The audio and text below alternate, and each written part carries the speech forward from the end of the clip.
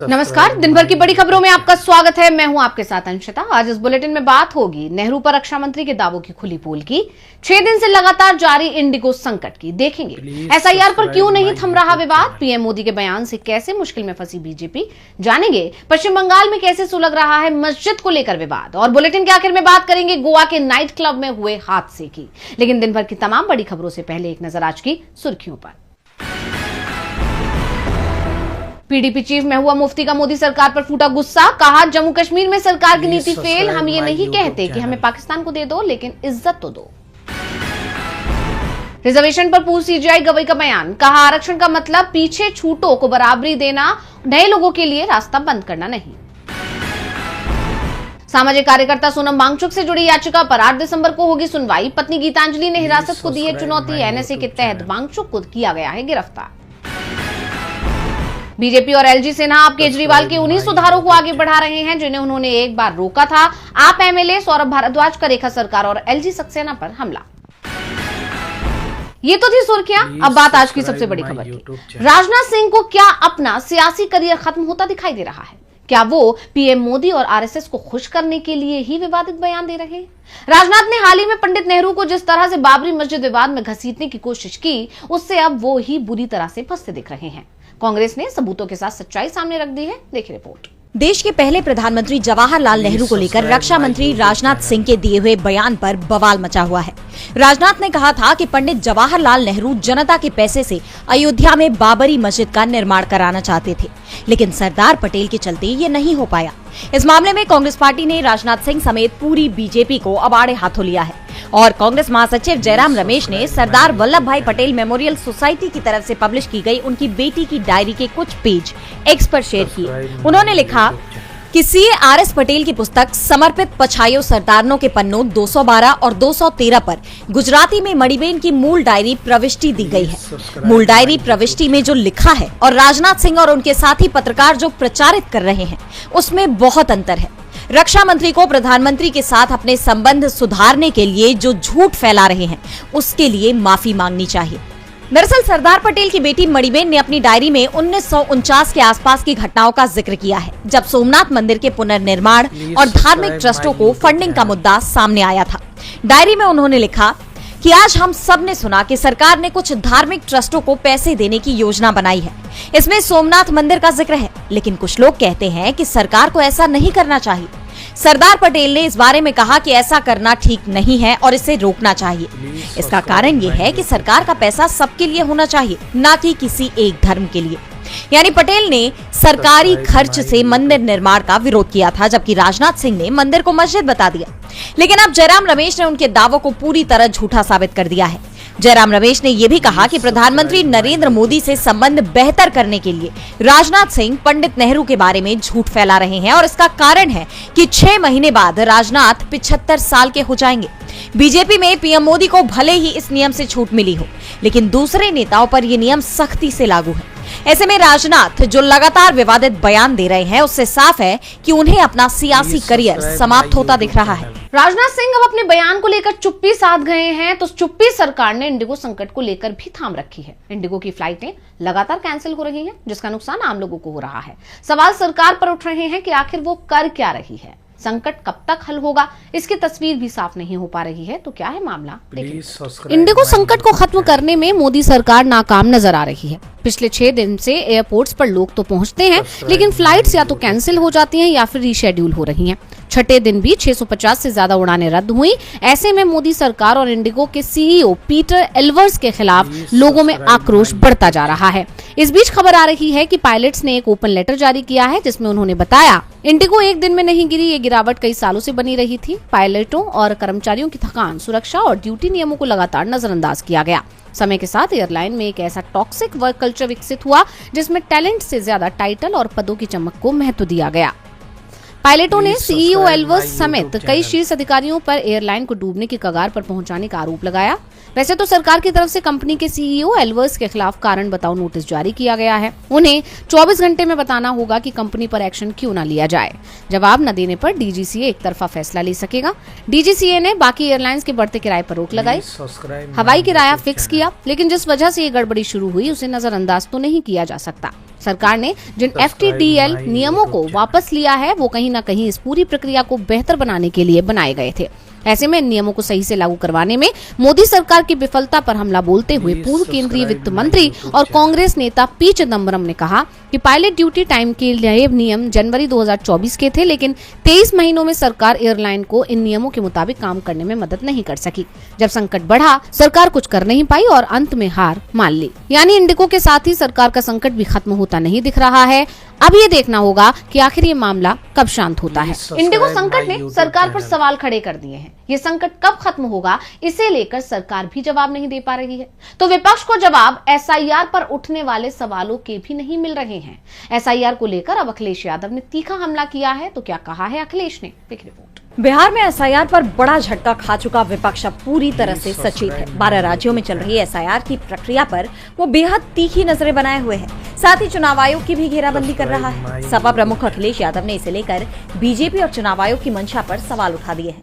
उन्होंने आरोप लगाया कि SIR की आड़ में बीजेपी अपने विरोधी वोटर्स के नाम काट रही है। अखिलेश ने कहा, इलेक्शन कमीशन की जिम्मेदारी ये बनती है कि ज्यादा से ज्यादा वोट बने, ज्यादा से ज्यादा वोट पड़े, लेकिन इधर SIR के बहाने हम देख रहे हैं कि बीजेपी के लोग ये कोशिश कर रहे हैं और एडमिनिस्ट्रेशन से मिलकर के कि वोट ज्यादा से ज्यादा काटा जाए।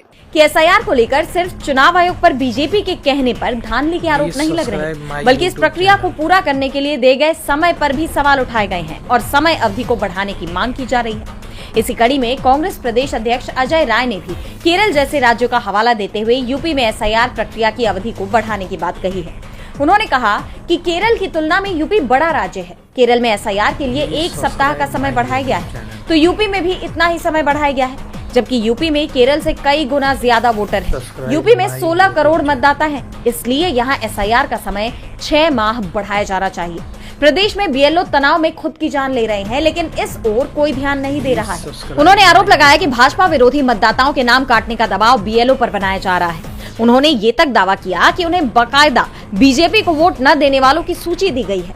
जैसा कि आप जानते हैं कि SIR प्रक्रिया को लेकर विपक्ष खुद तो सचेत है ही, साथ ही चुनाव आयोग बीजेपी को रह रहकर चेताने का काम भी कर रहा है। SIR पर सवाल बने हुए हैं तो सवाल PM मोदी के हिंदू ग्रोथ रेट पर भी उठ रहे हैं। अब कांग्रेस नेता पवन खेड़ा ने सवाल किया है कि PM मोदी किस पर हमला कर रहे थे, क्योंकि जिस हिंदू ग्रोथ रेट की वो बात कर रहे हैं वो उस सरकार के समय सामने आया था जिसे अटल बिहारी वाजपेयी और लाल कृष्ण आडवाणी जैसे बीजेपी के दिग्गज नेता चला रहे थे। तो क्या PM मोदी अपनी ही पार्टी पर निशाना साध रहे हैं? PM मोदी अपने ही बयान पर बुरी तरह से घिर गए हैं। हिंदू रेट ऑफ ग्रोथ को लेकर जो बयान उन्होंने दिया वो उनकी ही पार्टी पर हमले के रूप में देखा जा रहा है। यानी मोदी ने बीजेपी को ही कटघरे में ला दिया है। कांग्रेस प्रवक्ता पवन खेड़ा ने प्रधानमंत्री मोदी पर आरोप लगाया कि वो इस बयान के जरिए अपनी ही पार्टी पर हमला बोल रहे हैं। दरअसल एक कार्यक्रम को संबोधित करते हुए PM मोदी ने कहा था कि आज भारत दुनिया की सबसे तेजी से बढ़ने वाली अर्थव्यवस्था है, लेकिन आज भारत की तेजी से ग्रोथ को देखते हुए क्या आपने कभी कहीं पढ़ा है या किसी को इसे हिंदू रेट ऑफ ग्रोथ कहते सुना है? इस शब्द का इस्तेमाल तब किया गया था जब भारत 2-3% की ग्रोथ रेट के लिए संघर्ष कर रहा था। यानी इस बात को साबित करने की कोशिश की गई कि भारत की धीमी विकास दर का कारण हमारी हिंदू सभ्यता और संस्कृति है। और अब PM मोदी के इस बयान पर पवन खेड़ा ने बताया कि PM मोदी जो बातें कह रहे हैं वो बीजेपी से जुड़े लोग ही बोलते रहे हैं। तो क्या PM मोदी ने अपनी ही पार्टी पर सवाल उठाए हैं? खेड़ा ने कहा वो राजकृष्णन ही थे जिन्होंने हिंदू विकास दर की बात कही थी। वो अर्थशास्त्री थे जिन्हें जनता पार्टी की सरकार ने प्लानिंग कमीशन में सदस्य बनाया था। उस वक्त जनता पार्टी की सरकार में लाल कृष्ण आडवाणी, मोरारजी देसाई और अटल बिहारी वाजपेयी थे। इस तरह प्रधानमंत्री नरेंद्र मोदी अपनी ही पार्टी पर हमला क्यों बोल रहे हैं? दरअसल जनता पार्टी की सरकार में अटल बिहारी वाजपेयी विदेश मंत्री थे तो लाल कृष्ण आडवाणी सूचना प्रसारण मंत्रालय संभाल रहे थे। और इसी को लेकर पवन खेड़ा ने सवाल किए हैं। उन्होंने आगे कहा कि इस देश का दुर्भाग्य है कि इस देश के प्रधानमंत्री सिर्फ बोलते हैं, पढ़ते लिखते नहीं है। प्रधानमंत्री कार्यालय सिर्फ लिखता है, पढ़ता नहीं है। अगर PM ने बोलने से पहले पढ़ा होता तो बोलते नहीं।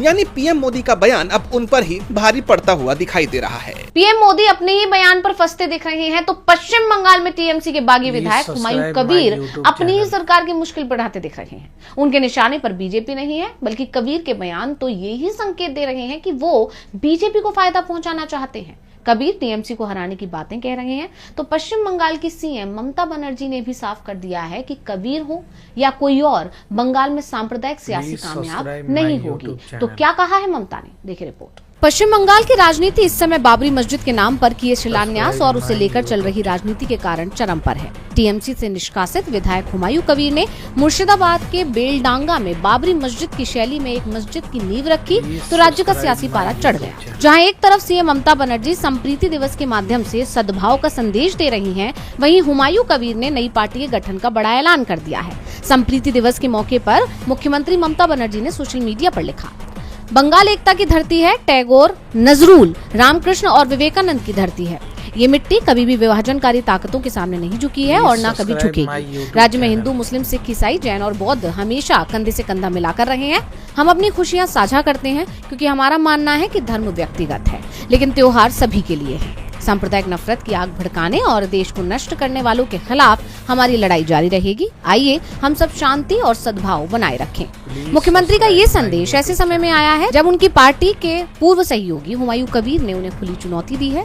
कबीर ने कहा कि पिक्चर अभी बाकी है और दावा किया 22 दिसंबर को अपनी नई पार्टी के गठन का ऐलान करेंगे। उन्होंने साफ किया कि वो राज्य की 294 विधानसभा सीटों में से 135 अल्पसंख्यक बहुल सीटों पर अपने उम्मीदवार उतारेंगे। कबीर ने ये भी खुलासा किया कि उनकी बातचीत असदुद्दीन ओवैसी की पार्टी AIMIM से हो चुकी है और वो मिलकर चुनाव लड़ेंगे।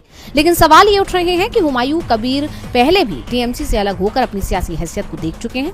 2019 में उन्हें करारी हार मिली थी, बाद में किसी तरह से वो टीएमसी में वापसी करने में कामयाब हो गए थे। टीएमसी के बागी विधायक की सियासत संकट में है, इसलिए उन्हें धर्म की याद आ रही है। वैसे भी सत्ताधारी दलों पर ये आरोप लगते रहे हैं कि वो धार्मिक अंधविश्वास को बढ़ावा देकर वोट बैंक को साधने की कोशिश करते हैं। इसे लेकर सुप्रीम कोर्ट के रिटायर्ड जज जस्टिस अभय S ओका ने तीखे सवाल पूछे हैं। उन्होंने कहा कि अगर नदियां ही पवित्र नहीं रहेंगी तो फिर कुंभ को कैसे पवित्र माना जाए, और क्या कहा है जस्टिस ओका ने।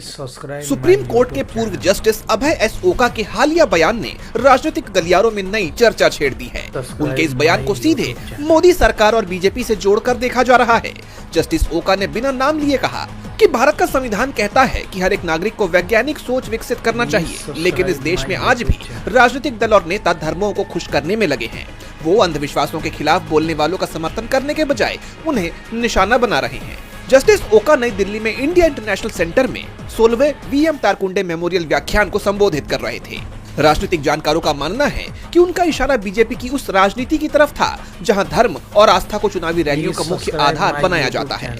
उन्होंने कहा कि नेता अंधविश्वास के खिलाफ बोलने वालों को धर्म विरोधी बोलकर चुप करा देते हैं, जो कि गलत है। इसके साथ ही जस्टिस ओका ने कुंभ मेले का उदाहरण देते हुए पूछा कि प्रदूषित नदियां आखिरकार पवित्र कैसे रह सकती हैं। उनकी ये बात इसलिए राजनीतिक रूप से अहम मानी जा रही है क्योंकि बीजेपी कुंभ के आयोजन का जिक्र कर अपनी ही पीठ थपथपाती रहती है। इसके साथ ही उन्होंने नासिक में अगले कुंभ मेले के लिए सैकड़ों दशक पुराने पेड़ों को काटे जाने की हालिया खबर पर भी प्रकाश डाला। उन्होंने कहा, धर्म के नाम पर की गई कार्रवाई संवैधानिक अधिकारों या पर्यावरणीय कर्तव्यों को ओवरराइड नहीं कर सकती है। अपने संबोधन में जस्टिस ओका ने अनुच्छेद 51A(H) की याद दिलाते हुए साफ किया कि वैज्ञानिक सोच विकसित करना एक मौलिक कर्तव्य है। अब उनके इस संबोधन की हर तरफ काफी चर्चा हो रही है और माना जा रहा है कि उन्होंने इसके जरिए इशारों में ही मोदी सरकार और बीजेपी पर हमला बोल दिया है। और बुलेटिन के आखिर में बात करेंगे गोवा में हुए बड़े हादसे की। गोवा के एक नाइट क्लब में आग लग गई। हादसे के पीछे क्या कारण रहे ये अभी तक साफ नहीं हो पाया है, क्योंकि घटना के समय मौजूद लोग अलग अलग दावे कर रहे हैं। कुछ का कहना है कि सिलेंडर विस्फोट के चलते आग लगी, तो कुछ नाइट क्लब के स्टाफ पर सवाल खड़े कर रहे हैं। हादसे में 25 लोगों की जान चली गई, जिसके बाद अब गोवा की बीजेपी सरकार बुरी तरह से घिरती दिख रही है। क्या है पूरा मामला, देखिए रिपोर्ट। गोवा के अरपोरा इलाके में स्थित night club Birch by Romeo Lane में बीती रात लगी आग ने पूरे देश में हड़कंप मचा दिया है। इस घटना में अब तक 25 लोगों की जान जा चुकी है और 6 लोग घायल बताए जा रहे हैं, जिनका इलाज चल रहा है। आग कैसे लगी इसका खुलासा अब तक नहीं हो पाया है। पहले कहा जा रहा था कि किचन में ब्लास्ट से आग भड़क गई। हालांकि घटना के वक्त का जो वीडियो सामने आया है उसके बाद कहा जा रहा है कि आग डांस फ्लोर से शुरू हुई। शुरुआती जांच में सामने आया है कि क्लब की एंट्री संकरी होने के चलते फायर ब्रिगेड भी नहीं पहुंच सकी। वहीं अरपोरा नगुआ गांव के सरपंच का कहना है कि क्लब अवैध था, इसे तोड़ने का नोटिस भी दिया गया था।